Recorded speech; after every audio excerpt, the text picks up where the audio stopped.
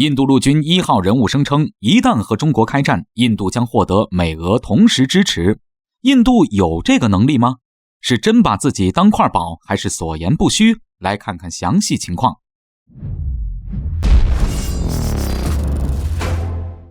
各位老铁们，大家好，欢迎收看本期迷彩虎，我是虎哥。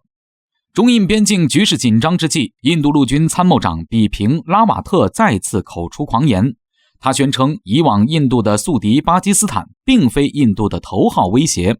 印度的头号敌人是中国。一旦发生战争，印度将获得美俄的同时支持。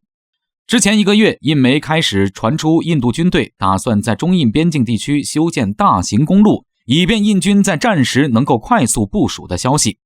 另外，印度的远程炮兵部队和空军的米格29战斗机中队也开始前往中印边境部署，而且印度近期对于中国边境的监听侦察行动也多了起来。目前尚未知晓印军有着什么样的不法企图。11月11日，今年上任的新科部长、印度陆军一把手参谋长比平拉瓦特上将，针对中印边境的局势发表了一些非常不利于中印边境和平稳定的刺激言论。他认为，当前的中印边境争端面临着2大问题，第一是双方缺少互信，第二则是中印军队对于对方的疑虑则是不断叠加的。目前印度要做好2手准备，第一个就是和解放军的接触上面要在事态升级前降温，也就是说要恢复到去年年初的状态。但是考虑到为了避免事态冲突而退回的部队撤退距离问题，需要考虑到中国解放军的营房、驻地等基础设施要强于印军的，因此印方强调对等距离的撤离。当然，他最后还不忘警告说，印度也做好了最坏的准备。印度不应该受到中国的心理压力，如果要与中国进行作战，那么印度将争取到美俄的同时支持。那么如果印度入侵中国领土导致爆发冲突，我方能否第一时间反制，而后续印度能否获得美俄的同时支持呢？虎哥认为，印军实际上就是虚张声势，给自己壮胆。虽然至今印度在中印边境部署了20多万地面部队，企图震慑我解放军，在谈判中取得优势地位，但是印度军方此举完全就是在打肿脸充胖子，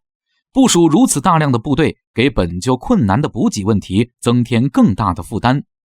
印度部署部队的地区基本上是高原地区，有些地方无法空运给养，而且一些重型的物资仍旧需要汽车和公路运输。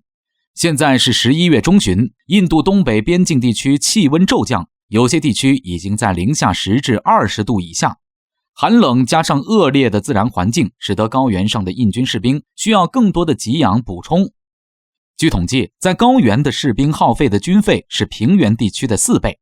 但是印度东北部地形复杂，仅有的几条公路设施维持不了大量给养的连续补充，因此近期才传出印军边境建设新公路的消息。而且印度缺乏制造业，没有自己完善的后勤保障体系，大部分军需物资依靠从国外进口。现在印军正在欧美俄等地寻找能够提供冬衣和帐篷的制造商。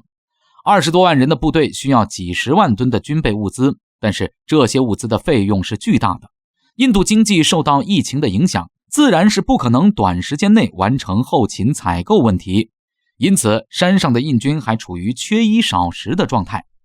之前就有印度媒体爆出印度军队在中印地区边境拍摄的短片，画面显示印度士兵没有吃的，迫不得已在那儿啃食已经冻成冰块的冷藏食物。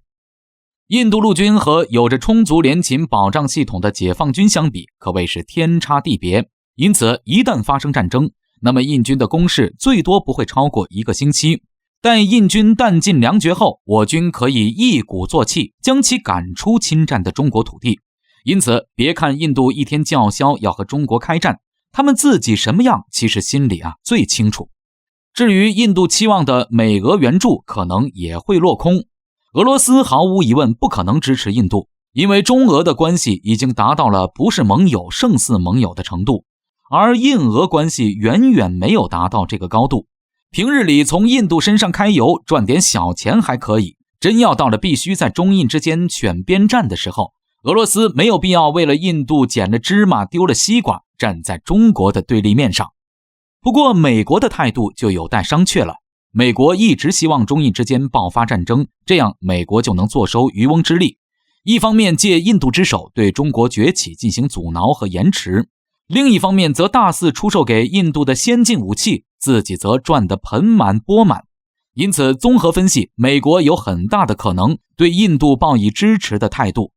但是这并没有任何的作用，因为印度陆军在挑起冲突最开始的几天会迅速的耗尽给养，耗尽给养的部队会在我军的打击之下必然成建制的溃散，